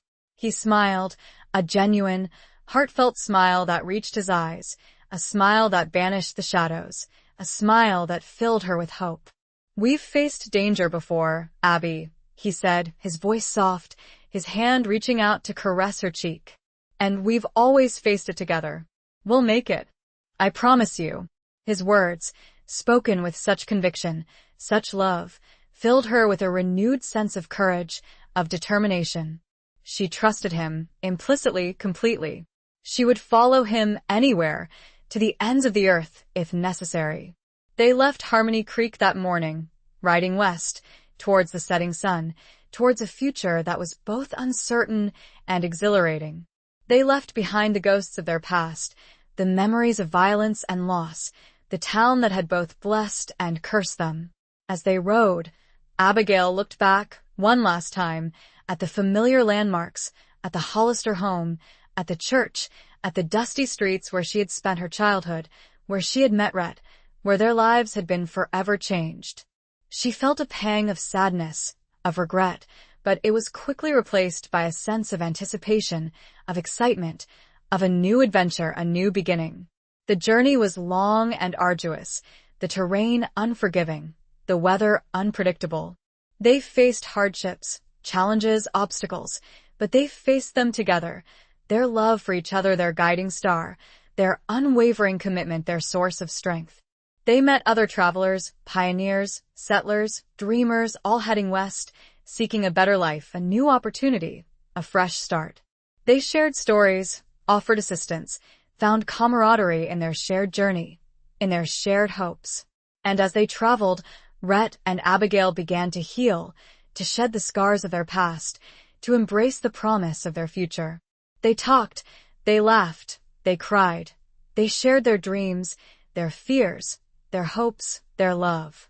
They found a piece of land, a small, secluded valley, nestled amidst rolling hills, with a clear, running stream and fertile soil. It was a place of beauty, of tranquility, of peace. It was a place where they could build a home, a life, a future, together. They worked hard, side by side, building a cabin, clearing the land, planting crops, raising livestock. They faced challenges, setbacks, disappointments, but they never gave up, never lost hope, never stopped loving each other. Their final confrontation was not a battle of guns and violence, but a confrontation of hearts and horizons, a testament to the enduring power of love, of forgiveness, of redemption. They had found their peace, not in running from the past, but in embracing the future, in building a new life, a new home, a new world, together. The sun set on their new home, casting a golden glow on their future, finally free from the shadows of the past, a future forged in fire and redemption, a future built on love. Epilogue. Years passed. The small cabin in the secluded valley had grown, expanded, transformed into a comfortable, welcoming home. The land, once wild and untamed, now flourished with crops and livestock, a testament to Rhett and Abigail's hard work, their dedication, their unwavering commitment to building a new life together. Their hair was streaked with silver, their faces lined with the passage of time, their bodies bearing the marks of years of labor, of hardship, but their eyes still shone with the same love, the same passion, the same unwavering devotion that had brought them together so many years ago in a small church in Harmony Creek. They had children and grandchildren who filled their home with laughter, with joy, with the promise of a future that stretched far beyond their own. They had built a legacy, a testament to the enduring power of love, of forgiveness, of redemption. Rhett, his past as a bandit, as an outlaw, a distant memory, had become a respected member of the community, a man known for his honesty, his integrity, his unwavering commitment to his family and his neighbors. He had found peace, not in running from his past, but in embracing his present, in building a future worthy of Abigail's love. Abigail, her former life as a sheltered, obedient daughter, a distant memory, had blossomed into a strong, independent woman, a loving wife and mother, a pillar of strength and support for her family and her community. She had found her freedom, not in escaping her past, but in embracing her present, in creating a future filled with love, with joy, with purpose. One evening, as they sat on the porch of their home, watching the sun set over the distant mountains, painting the sky in hues of orange and purple, a familiar scene that had played out countless times over the years, Abigail reached out and took Rhett's hand, her fingers intertwining with his, her grip still strong, still reassuring. "Do you ever think about it, Rhett?" she asked, her voice soft, her gaze fixed on the breathtaking vista before them. "About everything? About Harmony Creek?" He looked at her, his eyes filled with a profound love, a quiet understanding, a deep appreciation for the life they had built together. He smiled, a gentle, heartfelt smile that reached his eyes, a smile that banished the shadows of the past.